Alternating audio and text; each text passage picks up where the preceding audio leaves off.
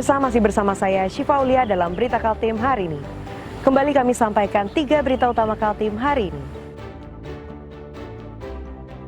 Di Samarinda, seorang bocah yang masih duduk di bangku SMP diduga tewas akibat dianiaya teman sepermainan.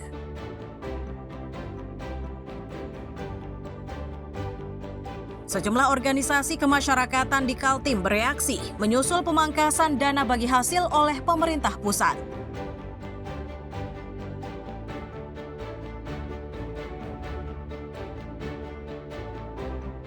Puncak perayaan Jantung Sehat di Kalimantan Timur berlangsung meriah.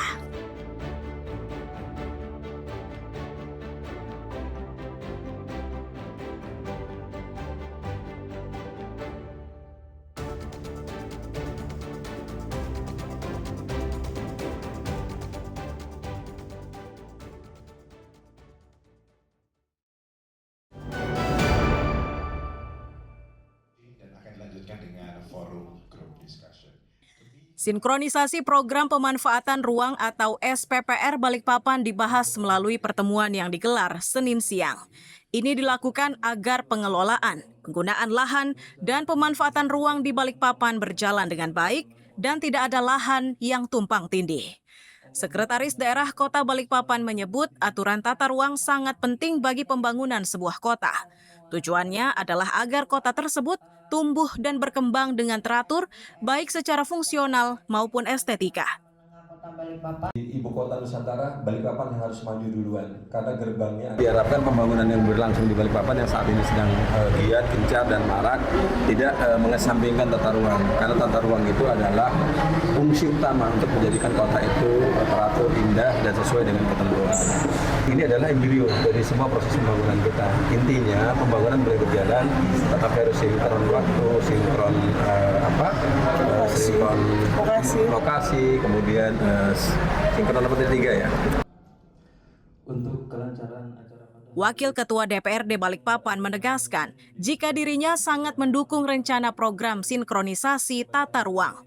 Ia berharap program ini bisa langsung diterapkan, terutama di daerah pemekaran seperti Balikpapan Utara dan Balikpapan Barat. Sinkronisasi sinkron itu berarti menciptakan suatu aktivitas. Kalau dari DPRD tentunya sangat mendukung program ini karena tata ruang justru ini menjadi suatu kebijakan yang penting kita selaras antara pemimpin sampai ke bawah. Artinya dari wali kota sampai bawah linier untuk bisa membangun tata ruang ini dengan konsisten. Yang kedua, secara tata ruang juga ini juga membuat suatu harapan kami ini ke depannya menjadi suatu ada beberapa kecamatan yang akan dimekarkan. Salah satunya adalah wilayah utara, barat, dan mungkin kajiannya di wilayah selatan. Nanti kami sampaikan juga sedikit preview. Pembahasan penyelarasan pemanfaatan ruang ini melibatkan sejumlah instansi seperti Dinas Pekerjaan Umum, Dinas Kesehatan, dan Dinas Tata Ruang. Dengan harapan tata ruang daerah bisa mendukung seluruh program pembangunan serta selaras dengan aturan yang berlaku. Riani Mantini dan Amir Hamzah melaporkan dari Balikpapan.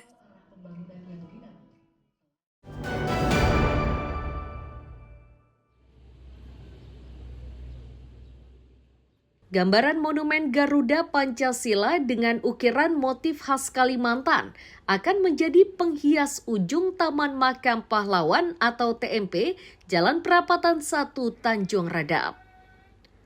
Ornamen tersebut merupakan bangunan tambahan yang diusulkan oleh Dinas Sosial untuk pembenahan kawasan makam. Selain konsep monumen yang khas, rehab dari makam pahlawan juga menyasar bagian lain seperti bentuk nisan makam, pelebaran tempat ziarah, serta pagar yang ditinggikan untuk memisahkan antara wilayah makam dan permukiman agar keindahan dari TMP tetap terjaga. Sebetulnya kalau tema danaan ini kita serahkan ke PU karena beliau dan Kodim pernah melakukan survei beberapa tempat tapi kita hanya memberi clue-clue bagian mana yang perlu diperbaiki atau contohnya jenis bentuk makamnya mana kita kasih contoh mana pakai ini kita sepakati gitu ya. Siap. Jadi seperti contohnya juga kita lebarkan, dinding ini kita tinggikan, karena sebelah tuh ada rumah orang yang estetikanya tidak bagus ya, sehingga kalau diputu atau apa itu kurang bagus. Kalau ini kan kalau diputu nggak kelihatan ya. Nah, seperti itu. Lebih bersih ya, lebih bersih, lebih bagus. Tinggal memang harus ditata lagi, belum selesai ya, karena anggaran juga kemarin tersendat ya. Pengerjaan ini diakui sebagai lanjutan dari perbaikan di tahun 2024 lalu yang anggarannya mencapai 4 miliar rupiah. Untuk tahun ini, pemerintah kabupaten kembali menyiapkan dana sebesar 3,2 miliar rupiah untuk perbaikan dan ditarget rampung akhir tahun. Miko Gusti dan Amir Hamzah melaporkan dari Kabupaten Berau.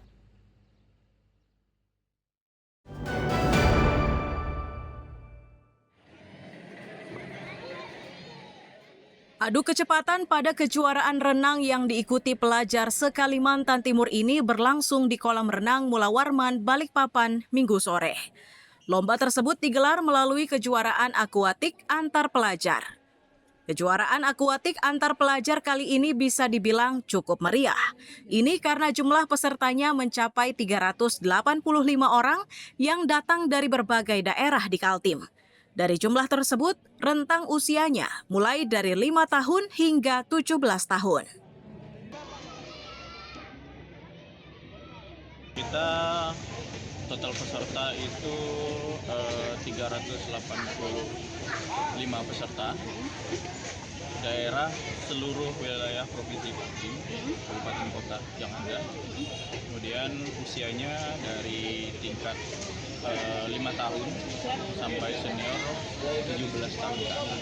Ajang ini juga tentu menjadi ajangnya anak-anak kita untuk semakin banyak mengikuti perlombaan-perlombaan.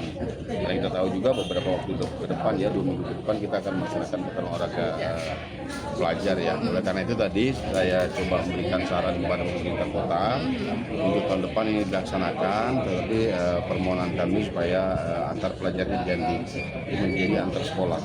Karena di Indonesia ini baru yang besar itu baru DI Yogyakarta yang melaksanakan antar sekolah. Salah satu peserta yang berhasil menyabet 3 medali emas dari 3 kategori lomba yang diikuti mengaku sudah menggeluti renang sejak bangku sekolah dasar. Ia pun senang dengan hasil yang didapat. Mungkin saya melihat persaingannya dari teman-teman, dari grup, terus dari kota-kota lain, dan limitnya mereka. Jadi saya memasang pacing, target limit saya harus berapa agar bisa mengalahkan mereka. Sejauh ini sudah berapa medali sih yang Alhamdulillah hari ini saya sudah dapat 3 medali emas dari 3 nomor. Yaitu yang pertama tuh 800 yang kedua tuh 100 dada, dan yang ketiga 210 tadi barusan. Kejuaraan akuatik antar pelajar ini digelar selama 2 hari, dari mulai 9 November hingga 10 November 2025. Riani Mantini dan Amir Hamzah melaporkan dari Balikpapan.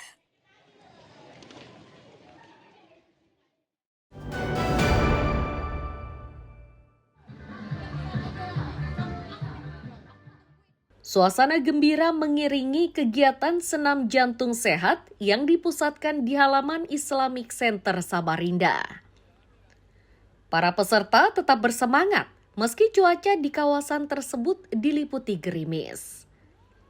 Pihak panitia menyebut kegiatan ini digelar bertepatan dengan hari ulang tahun ke-44 Yayasan Jantung Indonesia dan digelar serentak di seluruh Indonesia.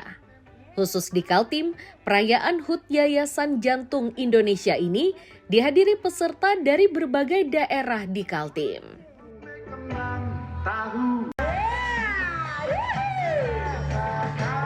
Hari ini adalah puncak kegiatan Hari Ulang Tahun Jantung Sehat Indonesia yang dilaksanakan serentak se-Indonesia, senamnya ini.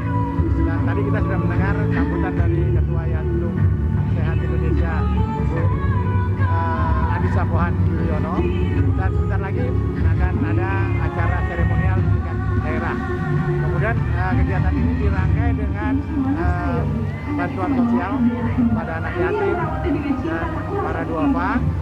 Kemudian ada talkshow, talkshow mengenai kesehatan. Jantung terutama dan pembuluh darah kepada semua generasi. Tingginya animo peserta yang mengikuti senam membuat Ketua Yayasan Jantung Sehat Kaltim yakin jika yayasan ini akan tumbuh dan berkembang secara pesat. Bahkan dalam waktu dekat ini, mereka akan membuka beberapa cabang di berbagai daerah di Kaltim. Ini barokah banget, teman-teman, rekan-rekan semua sahabat Jantung Sehat semua hadir dan tetap turun walaupun hujan, jadi semangatnya mantap. Bagaimana perkembangan Yayasan Jantung, Bu, di Kaltim? Yayasan yang sehat saat ini akan menjadi tumbuh lebih baik lagi, akan menjadi bersatu untuk manfaat bagi masyarakat sekitarnya dan seluruh Kaltim. Jadi akan kami bentuk dalam kedepannya progres untuk minimal 10 kabupaten kota, 5 terbentuk cabang-cabang Yayasan Jantung Sehat agar semua menjadi kepanjangan tangan dari provinsi, sehat semua untuk Kaltim. Hebat. Yayasan Jantung Indonesia adalah organisasi nirlaba atau organisasi yang tidak mencari keuntungan. Puncak perayaan Hari Jadi Yayasan Jantung Indonesia kali ini juga diisi dengan menyerahkan bantuan kepada warga tidak mampu hingga anak-anak yatim. Tim Liputan dan Amir Hamzah melaporkan dari Samarinda.